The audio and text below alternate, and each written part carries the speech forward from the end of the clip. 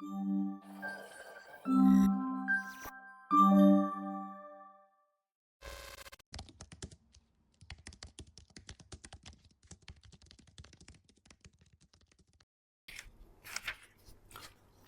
alaykum, hurmatli YouTube foydalanuvchilari. Demak, 26-paragrafni davomli ko'rishni boshlaymiz.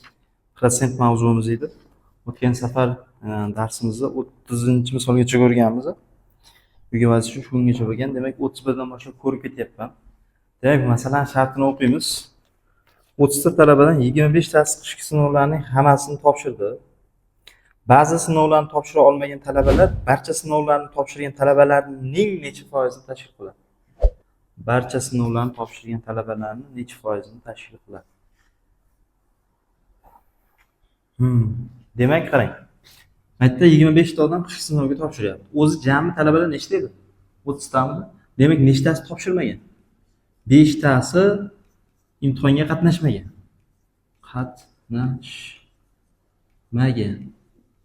Mana shu qatnashmaganlar deyilyapti. 5 ta shu qatnashmaganlar. Mana bu topshirganlarni necha foizini tashkil qiladi deyapti. Demak, biz inoat tuzib olishimiz kerak, proporsiya yaratib olishimiz kerak. 25 ni 100% deb olamiz. Endi 5 ni x foizini topishimiz kerak. Shunga, demak, x teng 100 ko'paytirilgan 5 taqsim nima bo'ladi? 25 bo'ladi. Mana bu foiz turibdi bu yerda deylik. Foizda chiqadi javob. Endi mana bu 25 bilan 100 qisqarsa 4 qoladi. X teng 4 kara 5 necha foiz bo'ladi? 20% bo'ladi. Masalan, javoblar ochmang. Javoblarni ko'rib ketasan. Demak, javobimiz 20% deyilyapti. 20% tashkil qiladi topshirgan. To'g'ri bo'lsa to'g'ri deb ketaverasiz. 32 ga o'tyapmiz.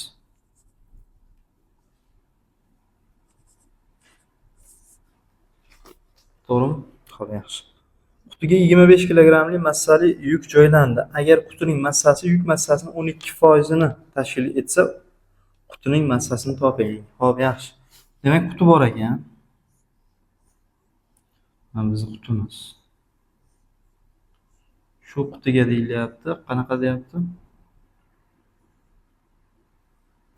Shu qutiga aqasi ko'rmaydi qutini.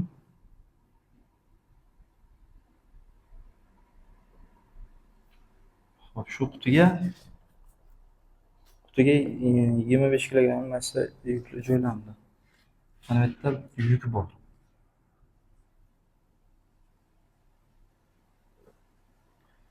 Bu 25 kilogram ekan.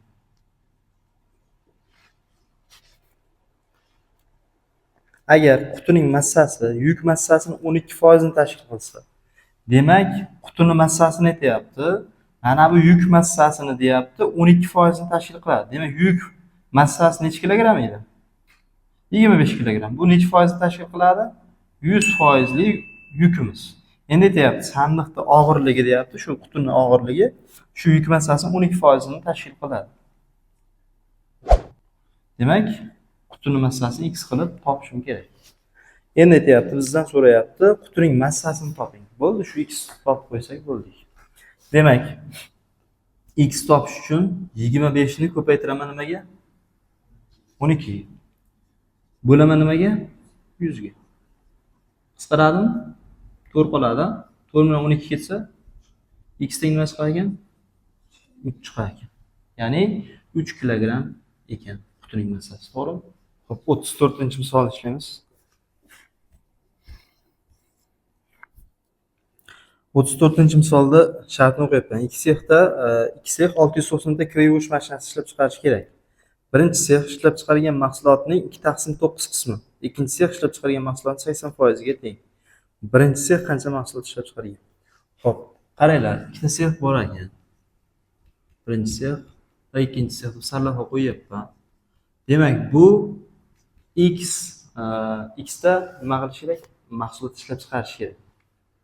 Xo'p, endi ikkalasi bo'lib nechta ishlash kerak edi? 690 ta, to'g'rimi? 690 ta. Demak, bu nechta ishlab chiqaradi? Ikkinchisi. Nechta ishlab chiqaradi? Bitta noma'lum kiritib belgilash kerak. Shunda osonroq ishlaymiz. Ya'ni Mana bu 690tadan mana birinchi sex ishlab chiqargan ayirib tashlasam ikkinchi sexga qoladimi? To'g'rimi? Ikkalasi birga ishlayapti, boshqa sex yo'q. 690 dan ayirib tashlayman x'ni. Shunda chiqami? Ikkinchi sexdagi ishlab chiqaradigan mahsulot. Endi shart qarang. Nima deyapti? Birinchi sex ishlab chiqargan mahsulotni 2/9 qismi.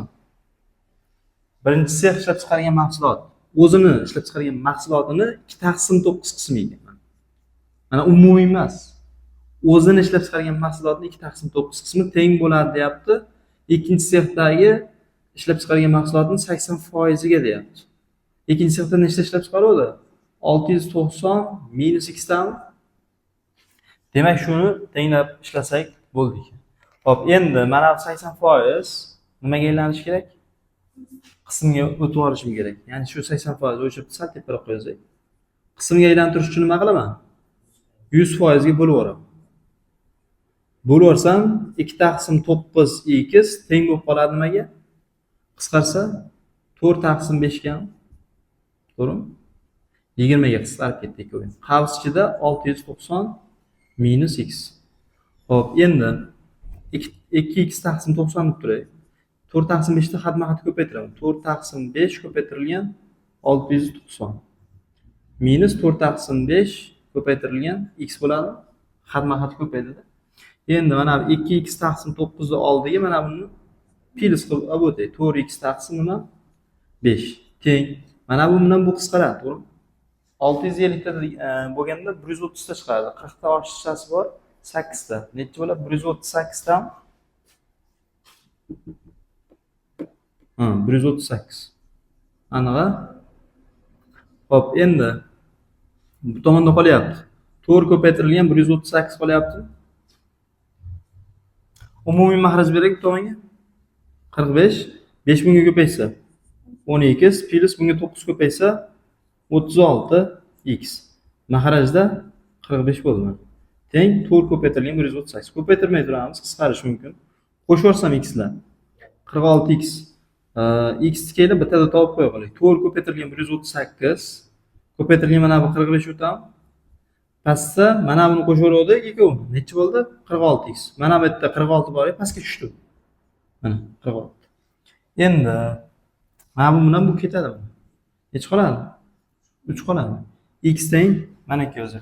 X teng nima qolyapti? 4 ko'paytirilgan 3 ko'paytirilgan 45 qolyaptimi? X teng 4 kere 3. 12, 12 ni 45 ga ko'paytirsak 10 tasi 450, 2 tasi 90. 450 ga 90, 540. Demak, birinchi sexda 540 ta mahsulot ishlab chiqarilgan. Tushundilarmi? Keyingi misolga o'tdim. Xo'p. 35. Ketma-ket ko'rib ketamiz ekan, o'xshashmas ekan shunga. 14% ga arzonlashtirilgandan keyin mahsulotning bahosi 1250 so'm bo'ldi. Mahsulotning dastlabki bahosi aniqlang deyapti. Dastlabki bahosini aniqlang. Xo'p. Demak, mahsulotni narxi oldin nima bo'lgan? 100% li bo'lgan dedik. Biz o'sha oldingi bahosini bilmaymiz. X qilib belgilab oldik. Endi aytayapti, 14% arzonlashgandan keyin bahosi qancha bo'lib qoldi? 1250 so'm bo'ldi. 14% arzonlashdi. Ya'ni 14% arzonlashdi nima qilamiz? 100 dan ayiramiz 14%. Necha bo'ladi? 86. Demak, 86% demoqchi. Shu oldingi bahosi 86% mana bunga teng deyapti. Oldingi bahosini topib bering deyapti mahsulot. Demak, x teng 100 ko'paytirilgan mana foizda qisqarib ketdi deylik. 1250 pastda necha? 86. Bular qisqaradimi? Bironta 2 ga qisqarsa, bunda 50 qoladi. Bundachi 43. Yana qisqaradimi nimagadir? Menimcha mana 43 ga qisqarsa kerak a. 125 ta ichida 43 talikdan nechta ko'rsak bo'ladi? 3 ta ko'rsak bo'ladimi? Ko'payib ketadigan. 2 ta ko'raman. Necha bo'ladi? 86. 86 ga 4. 14. 34, 39. 290 ichida 43 talikdan nechta ko'ramiz? Ko'rib qo'ying nechtaga? Ha? Bo'lib bo'lmaydi-ku. to'g'ri proporsional yaratdikmi hozir?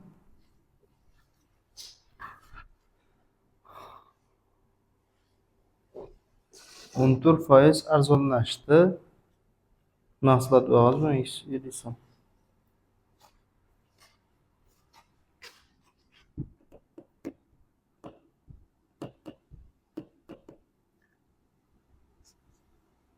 Tamam, yerda bo'lib ko'raylikchi bo'lmasa 1250 ta bo'lamiz 43 ga. Nechta ko'ryapmiz? Ikkita. 86 bo'lyaptimi? Ayirsam necha chiqadi?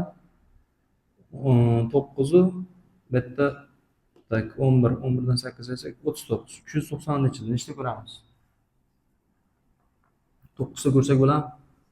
9 kere 3 27 ni 7 2 yo'qda 9 kere 4 36. 2 ni qo'ysak 38 mi? Ayirsak 3 qolyapti. Bitta 0 bersak yetmaydi. Yana bitta 0 bersak, bu yerga bitta 0 qo'yib olishim kerak.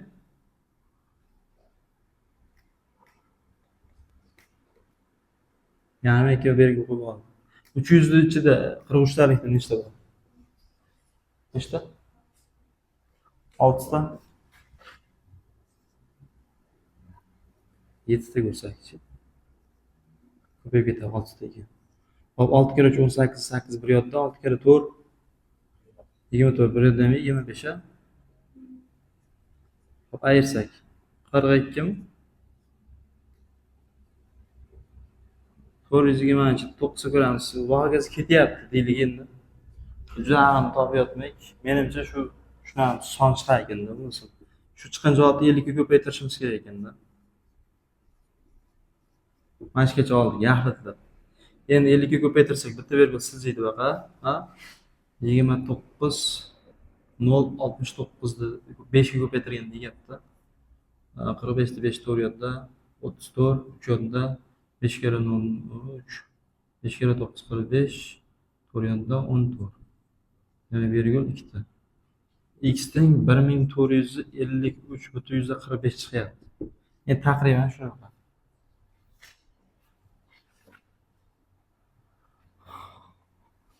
Qanchaga?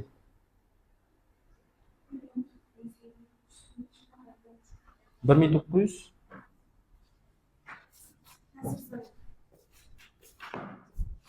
qani? Qani? 1453. Ha, bo'ldi, shunaqa chiqyapti. Kasrda chiqyapti. Endi biz butun qismi o'xshadimi axir?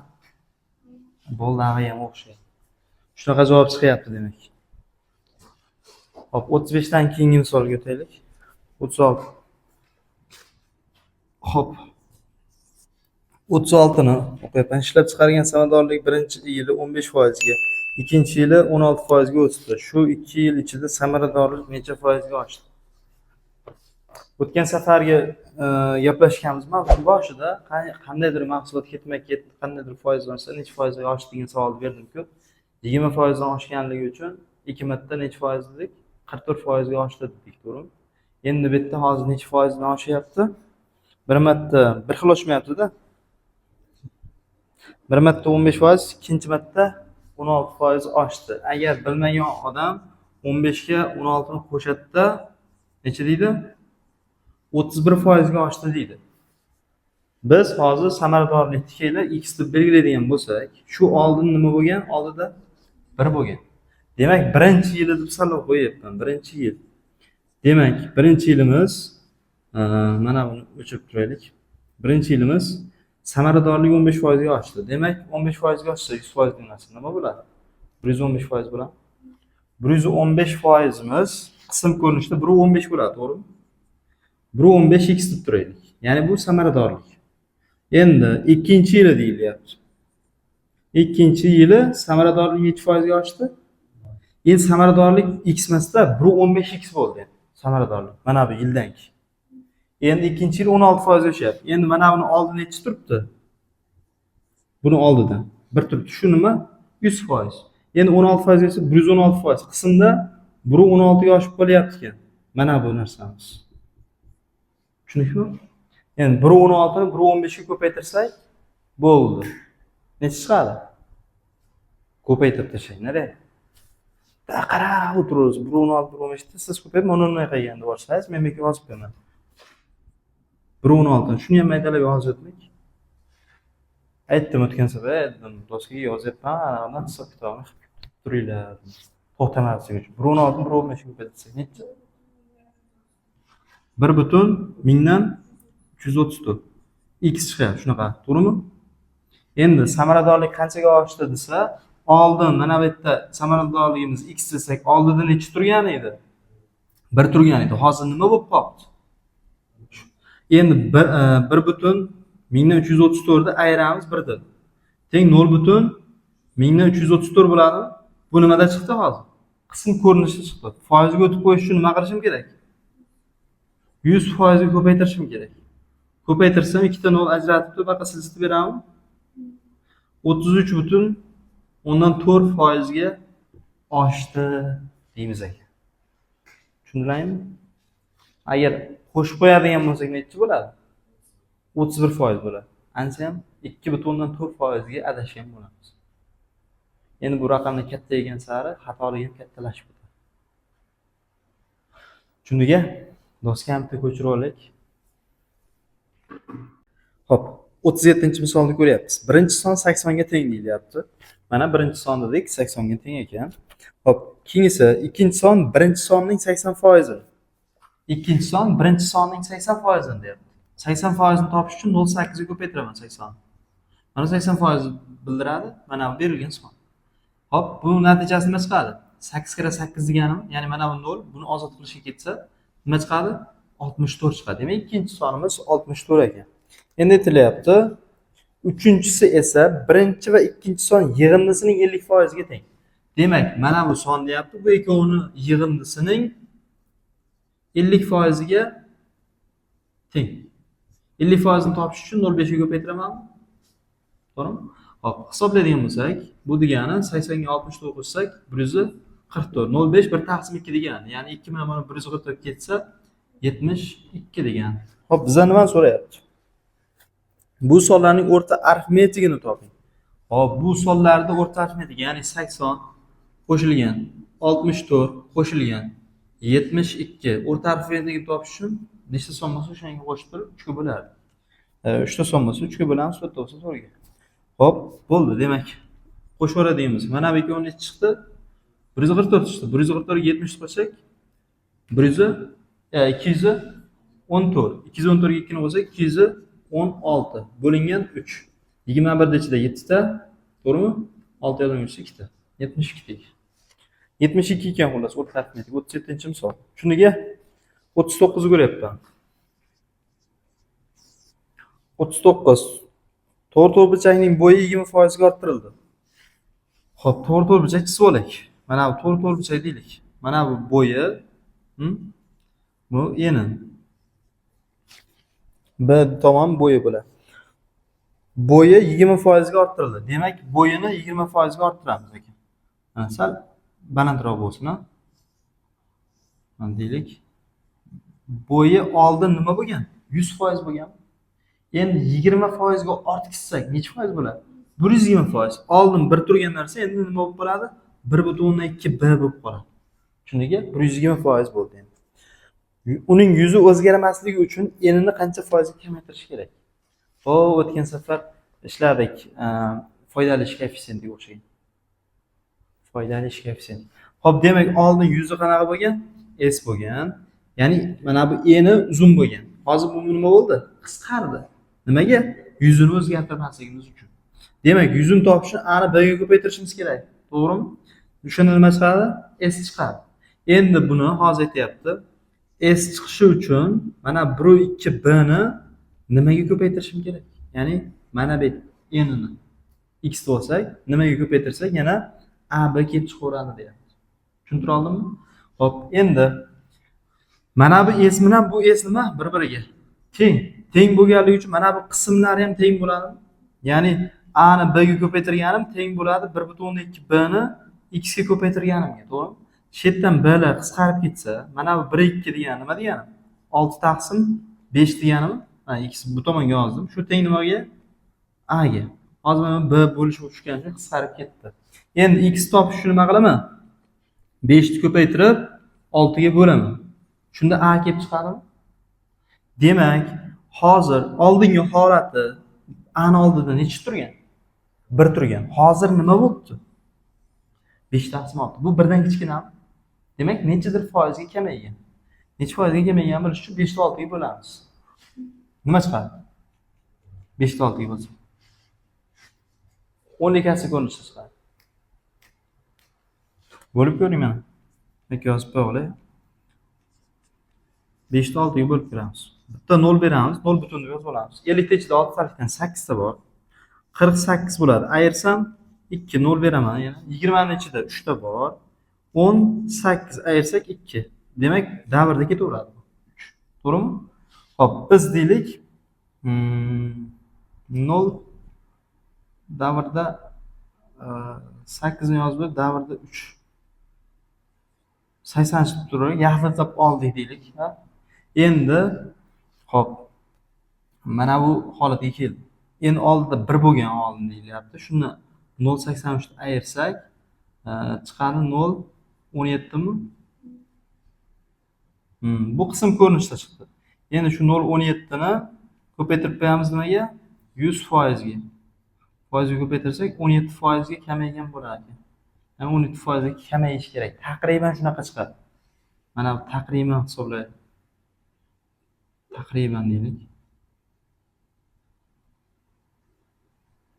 Shuniga taqriban 17% ga kamayishi kerak. Javob nima ekan? 16.2 taqsim 3. Kasrda ketgan ekanda bo'lmasa, bunday qilamiz hozir. Endi 1 dan nimani ayirishimiz kerak? 5 taqsim 6 ni ayirishimiz kerak. Ha? Shunda nima chiqadi? Qanchaga kamaygani kelib chiqadi. Ilk 2000% ga o'tish uchun 100% ga ko'paytirish kerak. O'shandan keyin mana bu darqasdagi javob kelib chiqadi. Biz hozir 10 ni kasr ko'rinishda ishladik. Biz taqriban chiqadi javob. Xo'p, demak, keyingi misolga o'tib ketaveramiz. Bu narsani ishlab qo'ysalar chiqadi javobi. 39 bo'ldi. 41 ga o'taman. 41 ni shartni o'qiylik. Birinchi son 0.175 ga, ikkinchi son 0.115 ga teng. Birinchi son ikkinchi sondan necha foiz ortiq? Demak, birinchi son aniq berib qo'yibdi. Necha ekan? 0.175 ekan. Ikkinchi son necha? 0.115. Shartni yaxshilab o'qing. Birinchi son ikkinchi sondan necha foizga ortiq? Birinchi son katta, to'g'ri. Shu qancha necha foizga katta deyapti. Shunga o'tgan safar gaplashganmiz bunaqa misol. Demak, kichkinasini 100% desangiz, qancha foiz ortiqligi kelib chiqadi. Endi 0.75 ni necha foiz tashkil qilishini topamiz. Keyin chiqqan javobdan nima qilamiz? 100% ayirib qo'yamiz. Necha foiz ortiqligi kelib chiqadi. Xo'p, endi yoki bo'lmasa bunday qilinglar. Birato'la bittada topaman desangiz, 0.75 dan 0.15 ni ayirib tashlaylik. Keyin mana bu yerga qo'yinglar chiqqan javob. U bittada topib beradi. Necha foiz ortiqligi. Shunga agar hozir mana shu holatda ishlaydigan bo'lsak, chiqqan javobni 100% ayirib qo'yishimiz kerak. Demak, x topish uchun hop 0.75 ko'paytirgan 100% turibdi. Bo'lingan nima bo'ladi? 0.115. Tasavvur qilinglar, surat ham mahrajni ham 100 ga ko'paytirgandim, bular 0 dan ozod bo'ldi. Ya'ni 0 butundan ozod bo'ldi. Bu bilan bu qisqaradimi? 5 ta bor. X teng 500 chiqqan foizda. Endi chiqqan javobni nima qilamiz dedik? 100% ni ayirib qo'yamiz dedik. Necha foiz ortiqligi kelib chiqadi? Demak, 400%. Tushuntira oldimmi? Demak, 400% ortiq ekan. Agar shu 0.75 tonnaga ayirib turib 0.15 ni 0.60 deb yozganlaringda bittada chiqadi. Shu 400%. 41 yakunlandi. 44 ni ko'ryapman. 44 sharti 15 kilogramm eritmaning 40% tuzdan iborat. Demak, 15 kilogrammlik eritmaning 40% tuzdan iborat ekan. Xo'p, tuzning miqdori 25% ga tushirish uchun deyapti. Unga nima qo'shish kerak? Necha kilogramm chuchuk suv qo'shish kerak deydi. Necha kilogramm chuchuk suv qo'shish kerak? Xo'sh. Bu tuz miqdori mana bu. tuz miqdori. Konsentratsiya formulasi bor, o'shandan chiqadi bu. Sizlar uchun hozir yozib beraman. Shuni formula daftarchalariga yozib olsalaring bo'ladi. Konsentratsiya formulasi. M1 ni ko'paytiramiz A1 ga, qo'shamiz M1 ni ko'paytiramiz A2 ga va bo'lamiz M1 ni M2 ga qo'shganimizga. Bitta M1 va M2 lar massa. Hop, A1 bilan A2 konsentratsiyasi. Ya'ni bu nima desalang, tasavvur qilinglar, sizlarga tushuntirish uchun qatiq bor. Qatiqni qarasalang, idishdan oladiganda do'konda foizini yozib beradi. Necha foiz? Yog'lilik darajasi. Tushunyapsizmi? Masalan, 15%, 25% qatiqlar bor. Ya'ni yog'lilik darajasi oshib borgandan keyin u ham nima bo'laveradi? Qaymoqqa aylanib ketaveradi. Ya'ni shirin bo'lib ketaveradi. Xo'p, demak, bizda tasavvur qiling, 15 litr nimamiz bor, qatig'imiz bor. Yog'lilik darajasi ekan 40%. Unga oddiy yog'siz qatiq qo'shamiz. Yog'siz qatiq qo'shganimizda mana bu foiz kamayadi. Ya'ni yog'lilik darajasi aralashgandan keyin o'shani 25% ga tushirishimiz kerak. O'sha yog'siz qatiqni necha kilogramm qo'shish kerak deyapti-da. Tushunyapsizlar? Mana bu x emas, keyin endi formulaga tushishi uchun k deb turing. Ya'ni 25% chiqishi kerak ekan mana bu natija.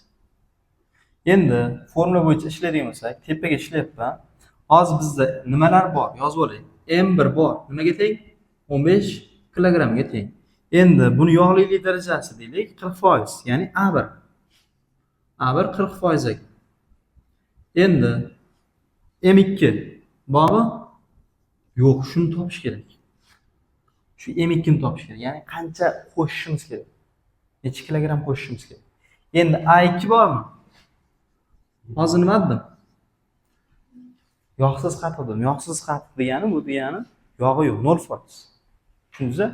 0% ga qatiq. Ya'ni chuchuk suvda ham tuz miqdori bo'lmaydi. Ichimlik suvi bor-ku.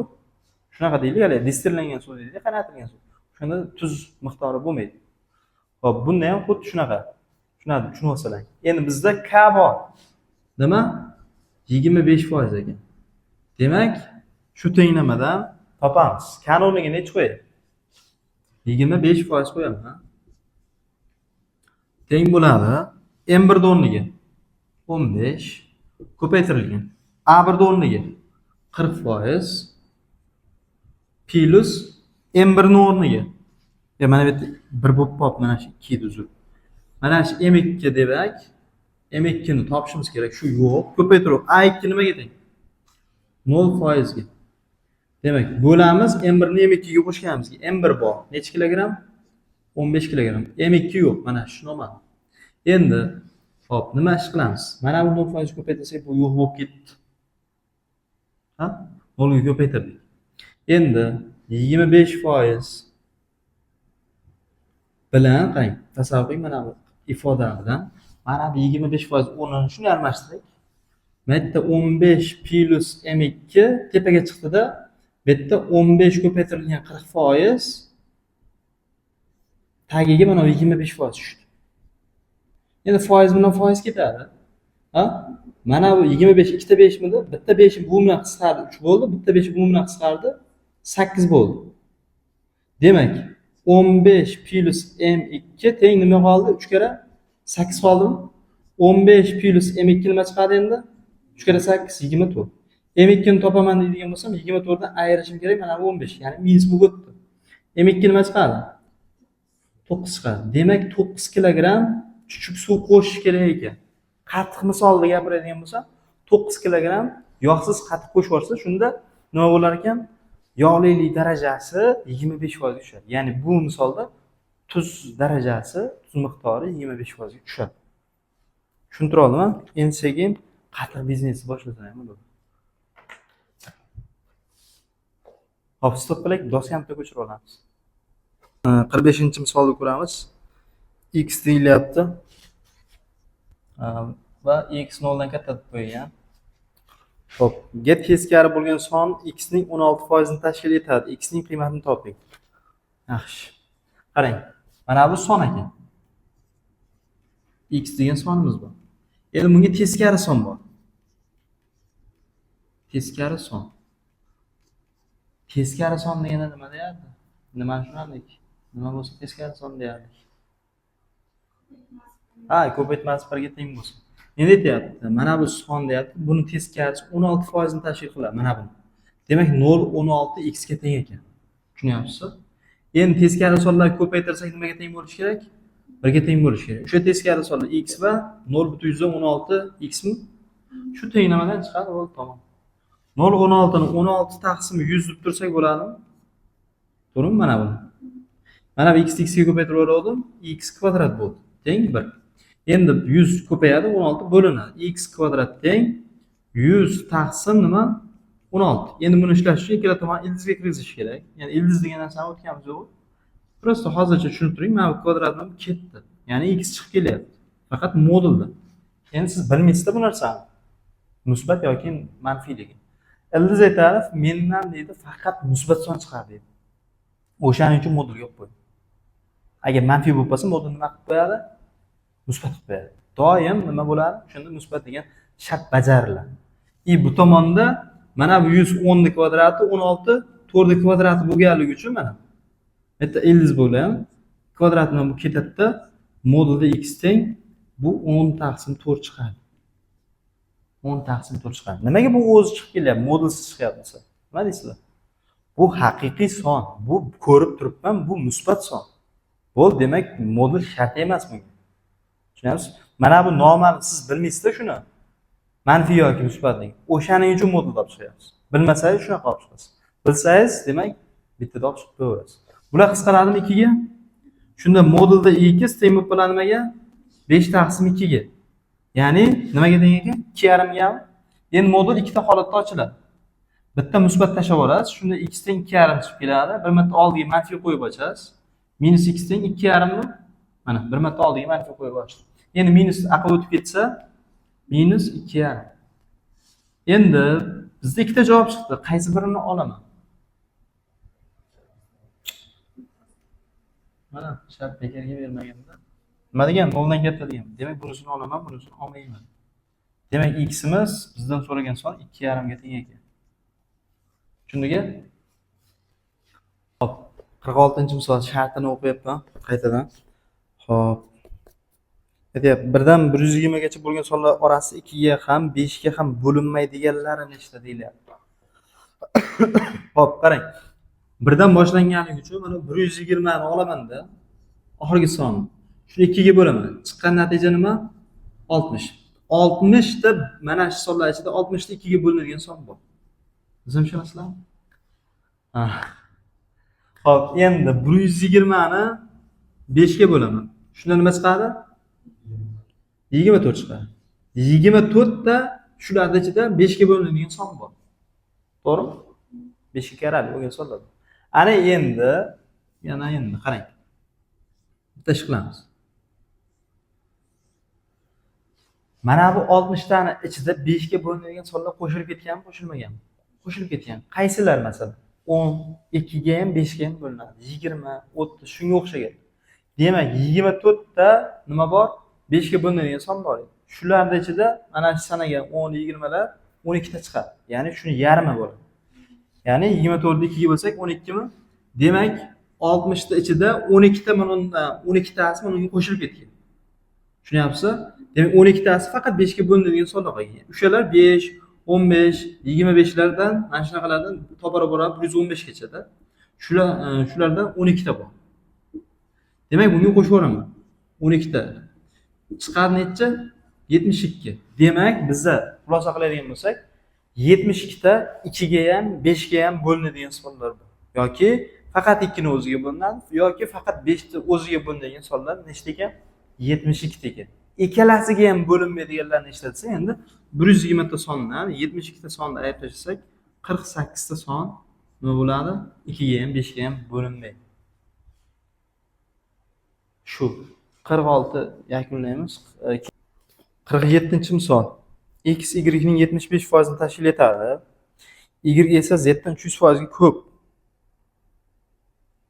X Z dan necha foizga ko'p? Qaranglar. X aytyapti, mana bu Y ni 75% ni tashkil qiladi. 75% tashkil qiladi.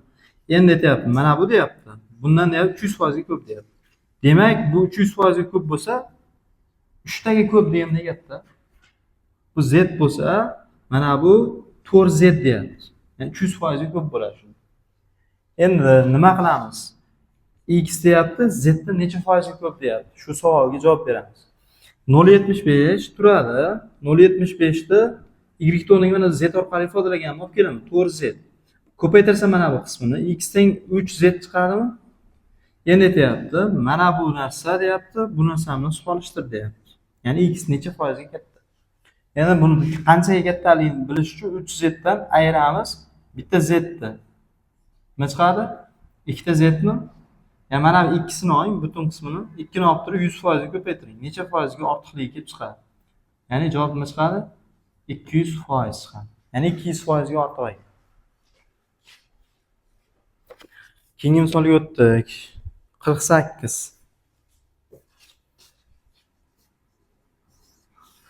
Xo'p, 48 da mahsulotning narxi ketma-ket 2 marta 20% dan oshirildi. Keyinchalik bu mahsulotning talabi kamligi tufayli uning narxi 40% ga kamaytirildi. Mahsulotning keyingi bahosi dastlabki bahosiga qaraganda qanday o'zgargan? Xo'p, qarang. Bitta mahsulotimizni bahosini katta A bilan belgilash ketyapman. 100 ming so'mga o'xshagan narsa. Prosta noma'lum bo'lganligi uchun harf bilan belgiladi. Endi aytyapti, shunga talab ko'pligi uchun mana bu oldida necha turgan? Oldin 1 turgan. Bu necha foizga teng bo'lgan? 100% ga teng bo'lgan. Talab yuqori bo'lganligi uchun deyapti, 20% ni 2 marta ketma-ket oshiribdi. 20% dan oshiryapti. Endi qarang, bir marta 20% oshyapti. Bir marta, birinchi marta. Birinchi marta 20% ga oshsa, 100% narsa 120% bo'ladi. Buni qism ko'rinishda yozay. 1/2A bo'ladi. To'g'rimi? Endi ikkinchi marta 20% ga oshirsin. Endi ikkinchi martasiga mana bu narsani, ya'ni mana bu holatdagisini 20% ga oshiradi. Endi buni oldida necha turibdi? 1 turib. Bu 100% ni bildiradi. 100% bo'ladi. Endi bu 20% olsa, 120% bilan buni qism ko'rinishida yozsam 1/2 bo'ladi.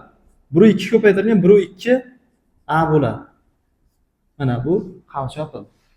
Endi aytyapti, shu holat necha bo'ladi? Hisoblaylik, 1/44 chiqadi. 1/44A. Endi mana shu holatdan deyapti, keyin mana shu holatga kelgandan keyin mahsulotga talab kamayibdi.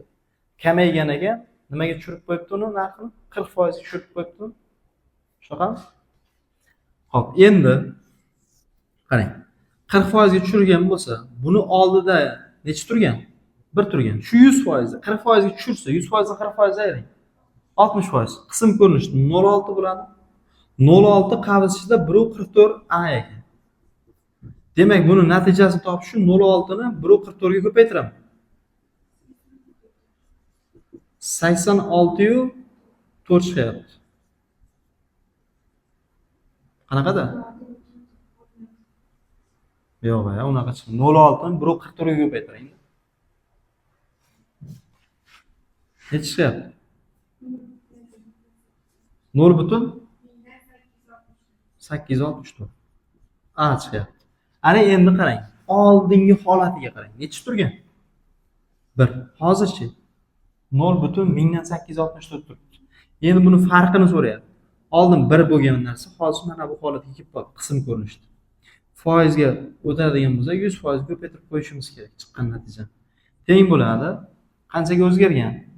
1 dan 0.1864 ayirsak 6 36 136. 0.1136 bo'ladi.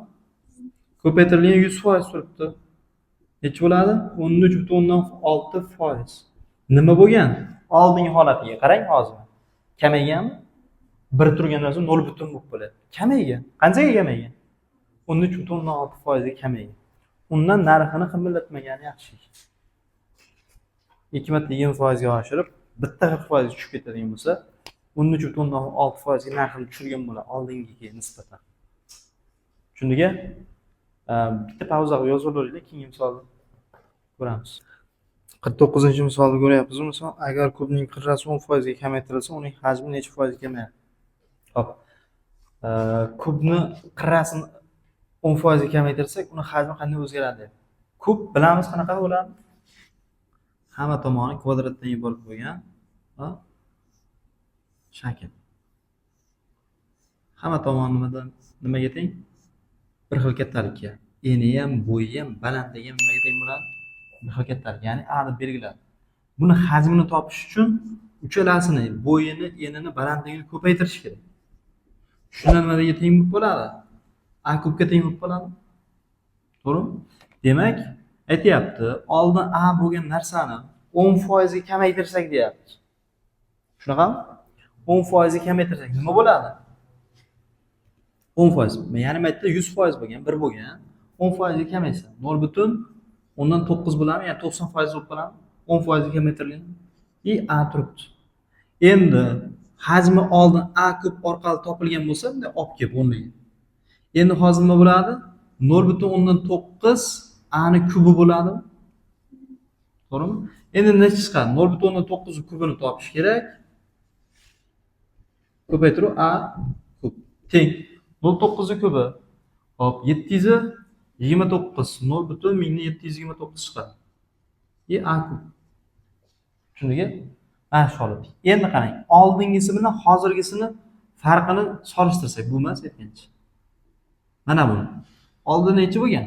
1 bo'lgan. Hozir nima bo'lib qolibdi? Farqini bilaman. Ayirib bilamanmi farqini? Hop, ayirib olsam nima chiqadi? Necha? 0.1271 chiqadi. Ana endi bu mana shunchaga farq qilyapti. Ya'ni kamayganmi? Qirrasi nimaga kamayadi? 10% ga kamayadi. Mana shuncha farq bor. Endi necha foizga kamayganini bilish uchun shu narsani 100% ga ko'paytiraman.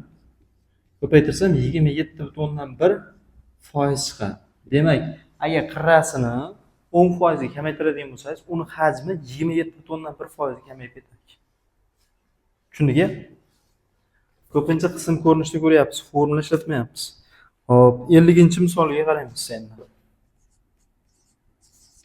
50-misolda 11300 ning 36% va 9000 ning 28% yig'indisini shu sonlar yig'indisini 40% dan qancha ekan? Bo'laga bir marta tushunmadim, ta'zim. Qaytadan o'qiyman. 11300 ning 36%. 11300 ning 36%. 36%. 9000 ne? 28%. 28%. Yig'indisi shu sonlar yig'indisini 40% dan qancha ekan? Shularni topamiz ekanda, qo'shamiz ekan. Chiqqan natija deyapti. Shu sonlarni yig'indisini, ya'ni 11300 ni qo'shaveramiz ekan 9000 ga. Qo'shib olsak, ya'ni topib olaverak 003 0 bir yerda 20300 chiqadi. Shu 20300 ni 40% dan tushunadiganmi? 40% dan qancha ekan? Shuni 40% ni topamiz ekanda, farqini bilamiz ekan. Xo'p, qarang. 11300 ni 36% ni topish uchun hozir buni o'chirib keyin qo'shamiz, topib olaylik. Buni ham o'chirib turaman. Nima qilamiz? 11300 ni ko'paytiramiz 0.36 ga. Teng. Keyin buni 9000 ni 28% ni topish uchun 0.28 ga ko'paytiramiz. Bu nima chiqadi? 6780 chiqadi. Shunaqami? Bunisi-chi? 7000 2520. Shunaqami? Endi bularni deyapti, chiqqan natijalarni qo'shib olinglar deyapti. Qo'shib oladigan bo'lsak, hop 0 ga 0, 0 8 ga 2, 0 bir yerda 7 ga 5 13, 13 ga bitta yotamiz 4, bu yana bir yot 6 ga 2 qo'shsak 8, bir yotam 9, 9400 chiqadi. To'g'rimi? Shunaqami? 0 bir yotda 12 13 bo'ladi. To'g'ri. Mana shu bittaga adashib ketibmiz. Xo'p, endi shu chiqqan natija o'zini yig'indisidan yig'indisini 40% dan qanchaga kam deyapti. Buni yig'indisi foizi so'rayapti. Qanchaga kam deyapti. Endi qanchaga kamligini bilish uchun mana uni ayiramiz. Mana buni yig'indisini 40% ni topyapman. Buni topish uchun necha bo'lyapti? Mana buni o'zi 2030. Shunaqami? Yo'q, bu farq qilsa kerak. Mana buni o'zini topib. 8120. 8120. Hozir bu manfiyda chiqib qoladi. 28% yig'indisi shu sonlar yig'indisini 40% dan qanchaga kam? 11300 ning 36%. 9000 ni 28% yig'indisi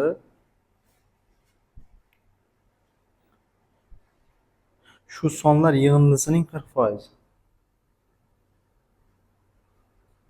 Shu sonlar yig'indisining 40% dan qanchaga kam?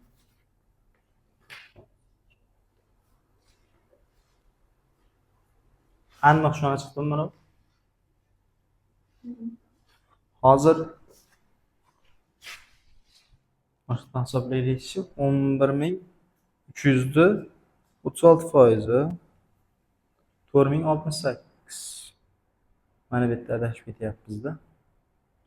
11300 ni 36% ni topish uchun 4068 chiqadi. Mana bu. 4068 chiqadi. Endi buni ham o'chirib turak, balki xato chiqib qolar. 9000 ni 28%. 9000 ning 28%. 2520 chiqadi.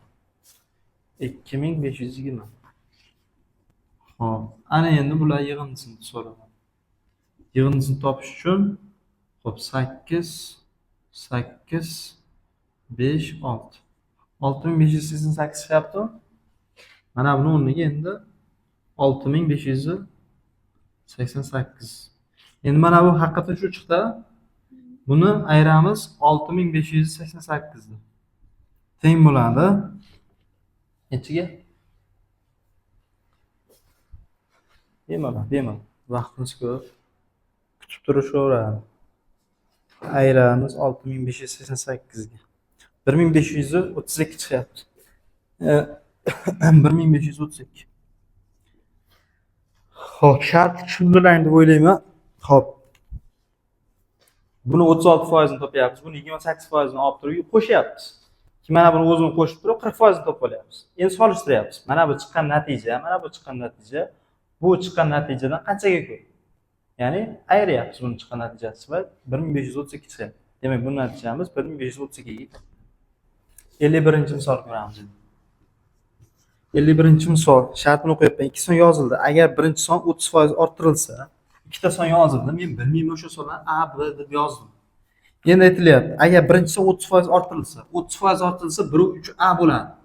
Maydalashmayman, gapirmayman, nimaga 1/3A yozganim. 30% ortdi deyapti. Bo'ldi, tamom. Ikkinchi son esa 10% kamaytirildi. Demak, ikkinchi son 0.9B bo'ladi.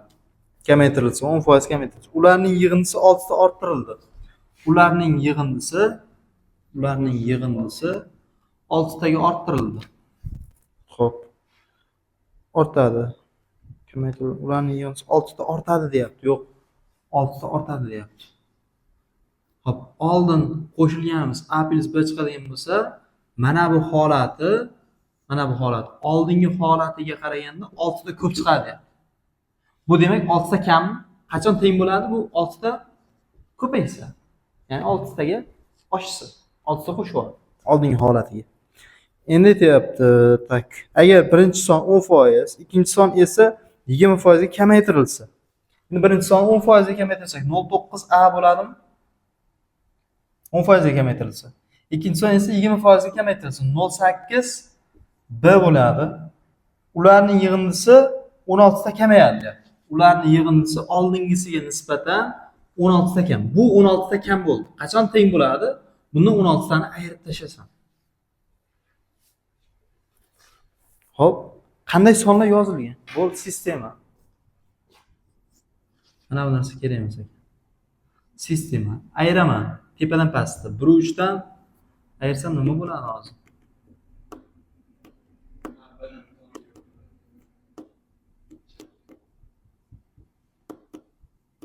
A nima qilaylik? Xo'p, olib o'tdik. Ani o'tsak, 1 A dan bitta A ni ayirsak 0.3 A qoladimi? 0.9 B dan bitta B ni ayirsak -0.1 B bo'ladi. Teng bo'ladi 6 ga. 0.9 A dan bitta A ni ayirsak -0.1 A bo'ladi. Hop, 0.8 dan 1 da ayirsak -0.2 B teng bo'ladi -16 ga ekan.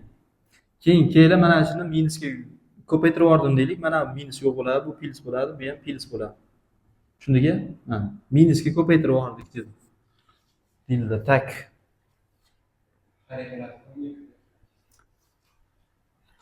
Mana buni 2 ga ko'paytirib qo'yib. Keyin bitta qo'shaman bala ketadi. 0.6 A bo'ladi plus yo'q, minus 0.2 B bo'ladi. Teng 12 mi?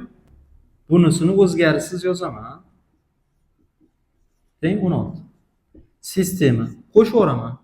Bular ketdi. 0.6 ga 0.1 qo'shsak 0.7 A mi? Teng bo'ladi. 12 ga 16 qo'shsak 28. 7 taqsim 10 A deganimiz 0.7 va 28 ga teng deyman. A ni topish uchun 28 ni ko'paytiraman 10 ga bo'laman 7 ga. 7 bilan 28 esa 4, 4 kere 10 40. Demak, A chiqdi 40 ligi. Aniq bo'ldi. Qaysidan men topib olsam bo'ladi buni?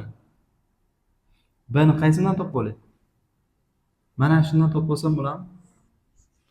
Keyla qarang, 0.3 A turibdi joyida. Keyla mana buni o'rnini almashtirib yozaman. O'rnini almashtirsam -6 teng bo'ladi 0.1 B ga. To'g'rimi? 0.1 ni 1 taqsim 10 B deb yozyapman. Teng bo'ladi 0.3 A, A ni o'rniga 40 yozaman. Ayri 6 turibdi. Endi B ni topish uchun mana bu 10 turgan, mahraj turgan 10 ni deb aqa ko'paytirish qilib o'taman. Ko'paytiruv qavsidan 0.3 ni 40 ga ko'paytirsam. Xo'p, 12, 12 dan 6 ni ayirsam 6, 6 kere 10. 60 demak. B sonimiz 60, A sonimiz nima bo'lgan ekan? 40 bo'lgan ekan. Bizdan shuni so'raydi. Plus kelimiz o'rtadayız. Bo'lsa ko'chirib olasizlar. 52-misol. Xo'p, ishlarning 2 brigadasi plan bo'yicha bir oyda 680 ta detal tayyorlash kerak edi. Xo'p, demak, ikkita brigada haqida gap ketyapti. Bir oyda nechta detal tayyorlash kerak ekan kelasi? 680 ta. Endi bular qanchadan tayyorlaydi men bilmayman. O'shaning uchun buni A deyman, buni B deyman. Nima qilaylik? Ikkita harfni to'xtab turuvchi bo'lsa, oxirigacha o'qib hech nima bo'lar ekan. Birinchi brigada oylik planni 20% ga, ikkinchi brigada 15% ga oshirib bajardi. Shuning uchun ikkala brigada planni 118 ta detal ortiq tayyorladi. Har qaysi brigada bir oyda plan bo'yicha nechtadan detal tayyorlash kerak edi. Endi qarang, bitta harfda ifodalashga harakat qilaylik. Mana qarang. Men bu birinchi brigadani bir oyda ishlaydigan plan bo'yicha A ta detal tayyorlasa, ikkinchi brigada nechta tayyorlaydi? Ikkinchi plan bo'yicha. 680 minus A bo'ladi. To'g'rimi? Ya'ni, masalan, bu 300 ta qilsa, bu nechta qiladi? 680 dan 300 ga aytishamiz. Nechta? 340 ta. Chiqarib beramiz shu formula. Xo'p, yaxshi. Endi aytyapti. Birinchi brigada oylik planni 20%, ikkinchi brigada 15% oshirib bajardi. Endi oldin bu 1 bo'lgan. Birinchi brigada 20% planni oshirib bajaryapti. Ya'ni, qarang, oldingi holat plan bo'yicha A plus bunday qilaylik, boshqa harfni belgilayvermaydi. B qilib belgilaylik. A plus B 680 ta tayyorlash kerak edi. Endi plan bo'yicha deyapti shu. Plandan tashqari bajaribdi, to'g'ri? 20% ga oshirib bajardi. Bu 2A bo'ladi. Bu 15% ga bajaribdi, oshirib. Bu 15 B bo'ladi. Shunda deyapti, alt planga qaraganda nechta ortig'i bilan 118 ta ortig'i bilan deb tayyorladi. Demak, 680 plus 118 bo'ladi. Tushundingmi? Endi nima qilamiz? Sistema. Bo'ldi, tamom. Hop.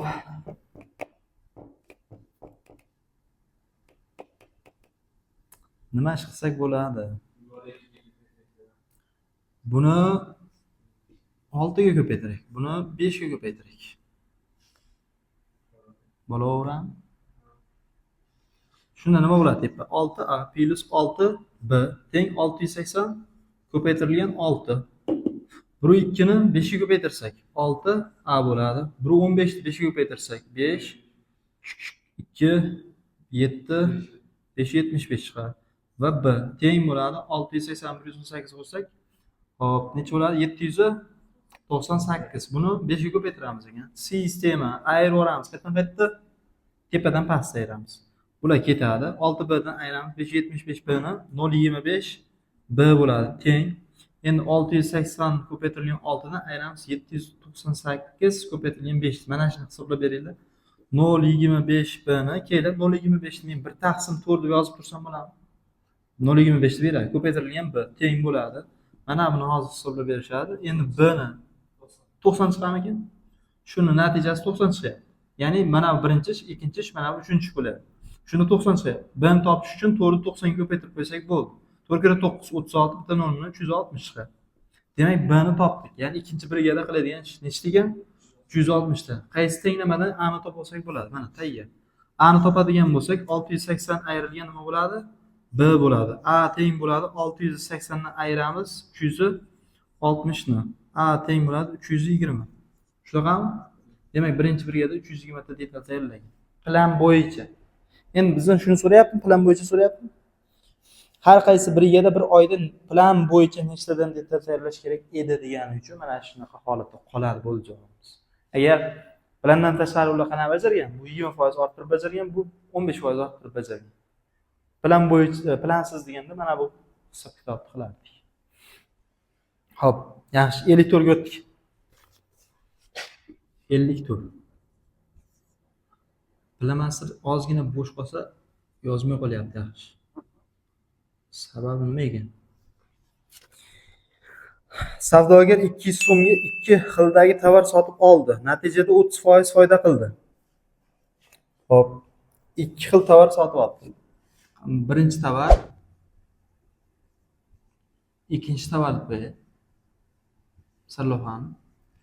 Ikkalasini qanchaga sotib olibdi? 200 so'mga sotib oldi. Ikkalasini 200 so'mga sotib oldi. Endi buni A so'm, buni B so'mdan sotib olgan. Biz bilmaymiz qanchadan sotib olgan. Endi aytayapti, 30% foyda qildi deyapti. Va natijada 30% foyda qildi. 30% plus bo'lgan, ya'ni foyda plus qilib yozyapman. Foyda qildi 30%.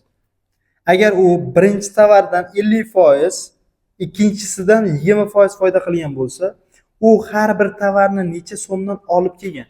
Demak, shu 30% foyda qilishiga sabab mana birinchi tovardan 50% foyda qilgan. Bundan-chi ikkinchi tovardan 20% foyda qilgan. Jami umumiy foydasi endi olib qarasa 30% bo'lgan. Tushunyapsiz? Nima qilsak bo'ladi?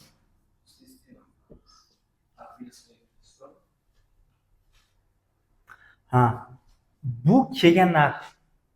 Bu kelgan narx. To'g'rimi? A va B ni kelgan narxi 200 so'm bo'lgan.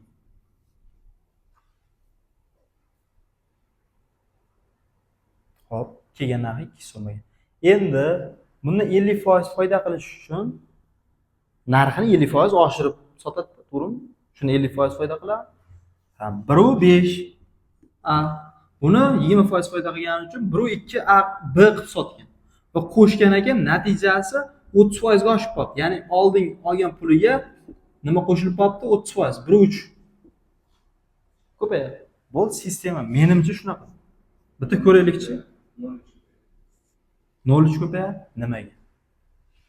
O'zini olgan narxiga qo'shilyapti. Agar bo'lmasa buni 0,5, 0,2, buni 0,3 qilishim kerak edi, bo'lmasa. Xo'p, endi nima ish qilsak bo'ladi? Mana buni 3 ga ko'paytiray. Buni 2 ga ko'paytiray. Bo'ladimi? 3a plus 3b teng 600 bo'ladimi? Mana buni hisoblab berib turinglar, iltimos. 1,5a ni 2 ga ko'paytirsak 3a bo'ladi. 1,2 ni 2 ga ko'paytirsak 2 4b bo'ladi. Teng 200 ni 1,3 ko'paytirsak 13 ko'paytirsak 20. Necha? Aldab tashladim. 2 ga ko'paytirgan holati 500 ya'ni 210 1,3 ga va 2 ga ko'paytirganda 520 chiqyapti. Sistema qilyapmizda, bitta ayryapmiz tepadan past. Salomat bo'lyapti. 3 bni ayiraman 2 4 bni 0,6 b chiqyapti. Teng 600 dan 520 ayirsak 80. B ni topish uchun 0,6 necha degani edi? 3 taqsim 5 deganimidi? To'g'rimi? 5 ko'payadi, 3 bo'linadi. B teng 80 ko'paytirilgan 5 bo'lingan 3 mi? G'alati son chiqaring. B teng nima chiqadi? 400 taqsim 3 chiqadi. 400 taqsim 3. Aman bir g'alati javob chiqadi. Necha chiqadi shunda? Taqriban 133.3 mi? Ya'ni mana davrda chiqadi, to'g'ri?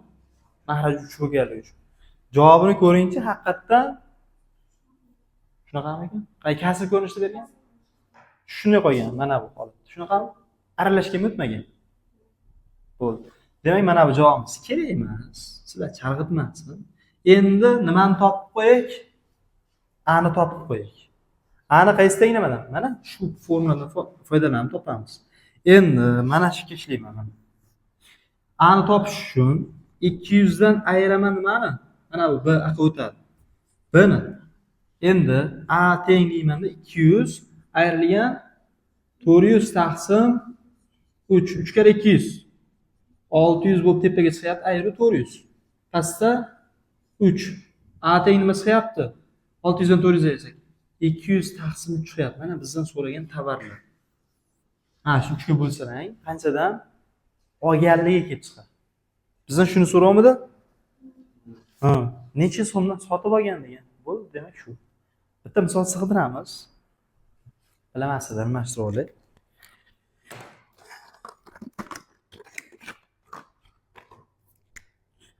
Tak, 54 bo'ldi.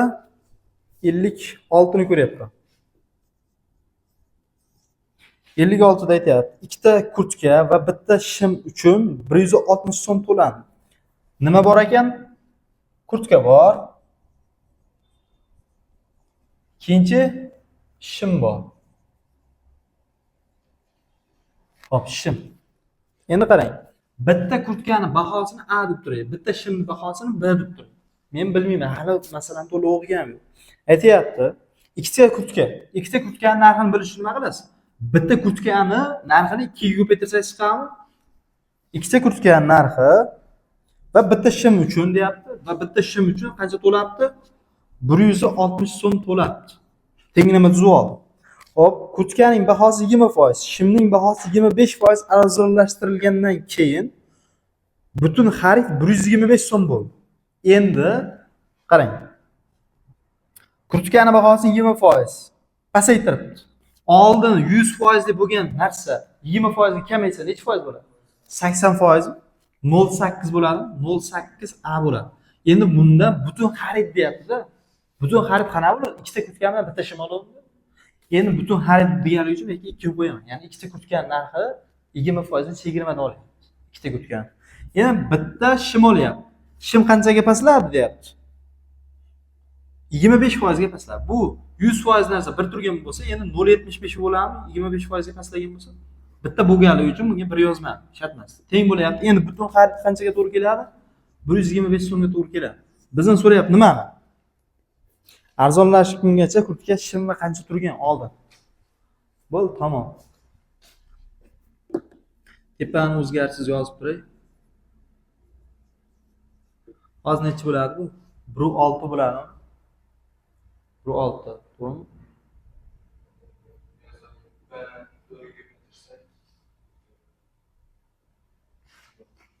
Mayli, yozaveraylik. 16a plus 0,75 b teng 125 mi? 125 mi?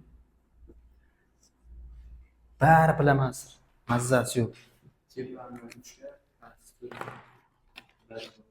Tepani ichiga 3 ga ko'paytiraylik. Pasa 4 ga ko'paytiramiz. Ha, bo'ldi. Demak, bu yerda 3 ga ko'paytiraman, bu yerda 4 ga ko'paytiraman. Ko'paytirsam 3 ga 6a plus 3b teng 300 plus 180, 480. 480. Hop, endi past 4 ga ko'paytiraman. 6 4 ga ko'paytirsam 64, 604 bo'ladi. 604a plus 3b teng 125 ni 4 ga ko'paytirsak 500 chiqadi. Sistema qilamanda nima qilaylik? Pastdan tepani ayiraman. Pastdan 604a dan 6a ni ayirsak 04a qoladi. 3 bala ketdi. 500 dan ayiraman 480. 20 bo'ladi. Mana bu 04 2 taqsim 5 desam bo'ladi 04. 5 ko'payib 2 bo'linadi. A teng 20 ko'paytirilgan 5 taqsim 2 mi? 2 bilan 20 ketsa 10, 10 kira 5 50 chiqyapti. A 50 chiqdi. Hop. Qaysi teng nima qulay? Udobniy.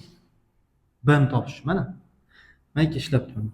Endi ikkita A ni narigi tomonga o'tkazib yozyapman. B teng bo'ladi 160 ayrilgan ikkita A ni. B teng bo'ladi 160 ayrilgan 2 ko'paytirilgan A ni o'rniga 50. Birinchi ko'paytirishimani 2 kira 50. 160 dan 100 da ayirib qo'ysak. Mana bizdan so'ragan narsalarning narxi. Demak, kurtkaning narxi qancha turgan? 50 so'm turgan.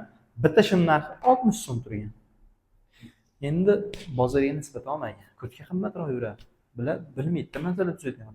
Hayotda olmagan. 57-misol. Bir qishloq aholisi 2011-yilda 11 mingtani tashkil qiladi. 2011-yilda bitta qishloq aholisi nima ekan? 11 mingta odam tashkil qilingan. Hop, endi aytyapti. 2012-yilda bu ko'rsatkich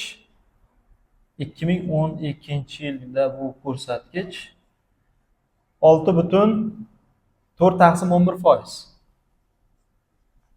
11% ga nima bo'pti? Oshgan.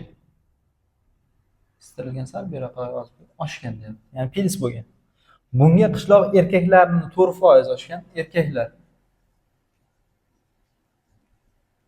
Mana bunga sabab erkaklar 4% ga oshgan, oldingisiga nisbatan ayollar 8,1 taqsim 3% ga oshgan. Oshganligi sabab bo'ldi. 2011-yilda qishloqda qancha erkak bo'lgan? Bu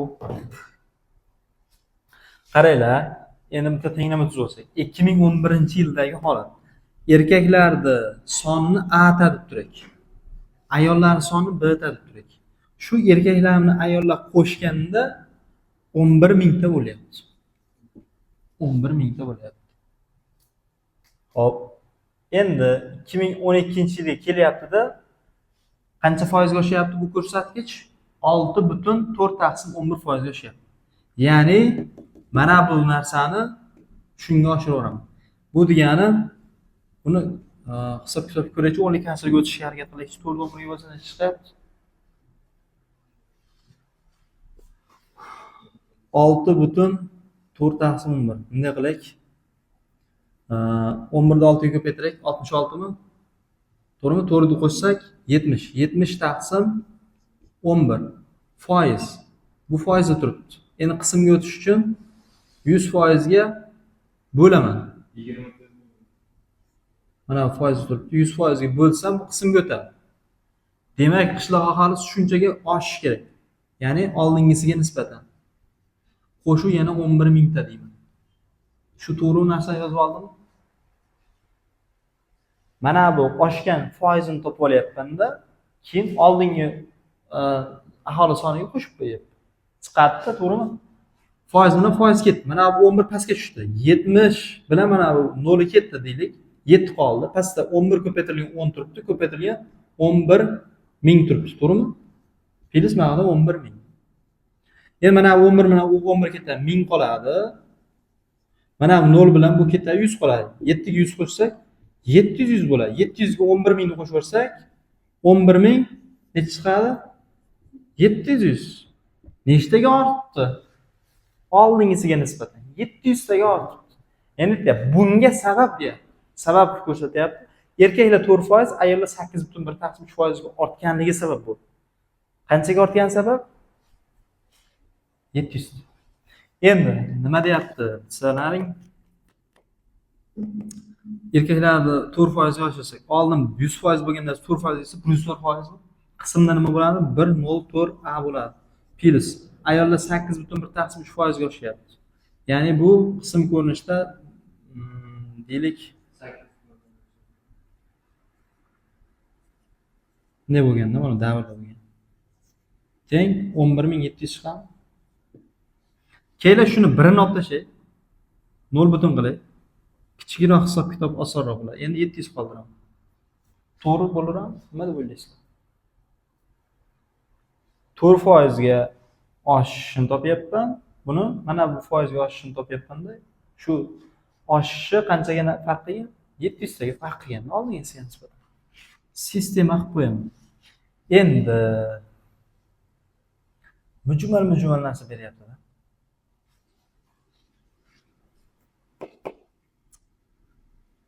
O'rniga qo'yish usulida ketamiz. Farq yo'q endi. Ani topa oladim. Topa oladigan bo'lsam, aql o'tadi. 11 mingni oldiga minus bo'lib o'tadi. To'g'rimi? Endi ani o'rniga shu narsani olib ketib qo'yaman. Mana bu narsani kasr ko'rinishida yozsam, 4 taqsim 100 deganim. 4 bilan 100 2 ga qisqasi 2 taqsim, 4 ga qisqarib qo'yilib 1 taqsim 25 degan ekanda. To'g'rimi?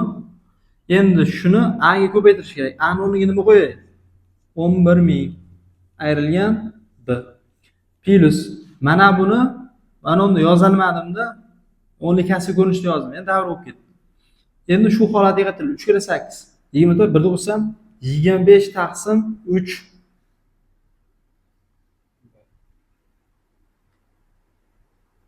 bo'lingan 100 bo'ladi. To'g'rimi? Qism ko'rinishda yozish kerak-da buni. Bu foiz edi mana. Bu ham foiz, mana bo'linyapti 100%. Necha uzr. Teparoqqa yozay. 25 taqsim 3 chiqdimi? Bitta 100% bo'ladi. 25 taqsim 3% bo'lyapti. B, to'g'rimi? Teng 700. Hisob kitob. Bu xatma-xat ko'payadi bitta. Ko'paysa, qarang 11 mingni 25 ko'paytirsak, to'g'ri 44 chiqadimi? Buni ko'paytirsak 44 chiqadi-da.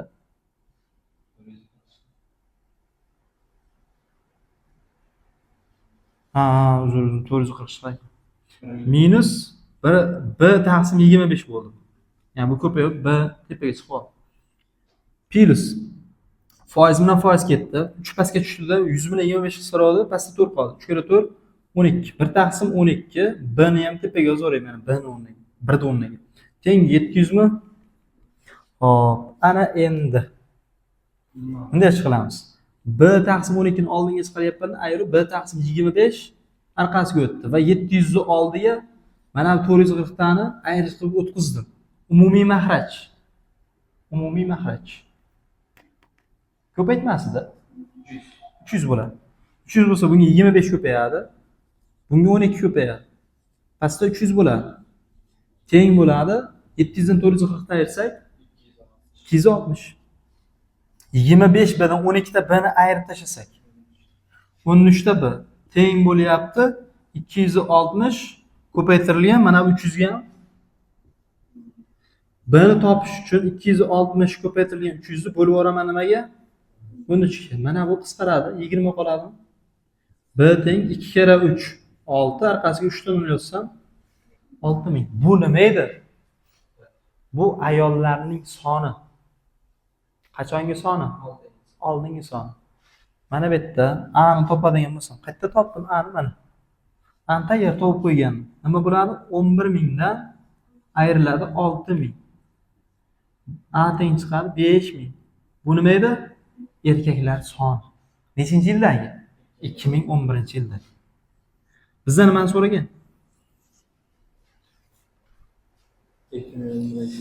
2011-yilda qishloq qancha erkak bo'lgan? Erkaklar 5000 ta bo'lgan. Plus minus a. hisoblanmaganlar bo'lsa bilmadim. Hop, keyingi misolga o'tdik emasa.